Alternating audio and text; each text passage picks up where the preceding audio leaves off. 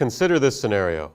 You're in aperture priority. You're shooting with a lens that can open all the way to f2.8. You've dialed in 2.8 on your camera, which tells your camera to shoot at f2.8. Because you're in aperture priority mode, it knows that it has to calculate a shutter speed that's appropriate for that aperture. Your camera decides that 1/8000th, its maximum shutter speed, is the only one that's fast enough to give you a good exposure at 2.8. So there you are, you're shooting away, and then in mid-shoot, the sun comes out from behind a cloud, which makes your entire scene much brighter. But because it's aperture priority mode, the camera is not allowed to change aperture, and it needs to cut down the light because the sun has just come out, but it's already at its fastest shutter speed. Since it can't do anything, your image will be overexposed.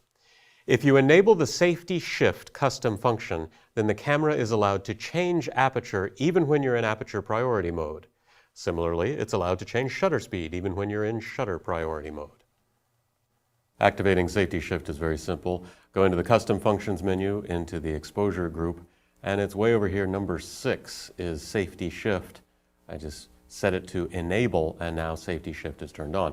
Remember, Safety Shift can be activated in any mode, but it's only going to take effect when I'm in a priority mode, either shutter priority, TV, or aperture priority, AV.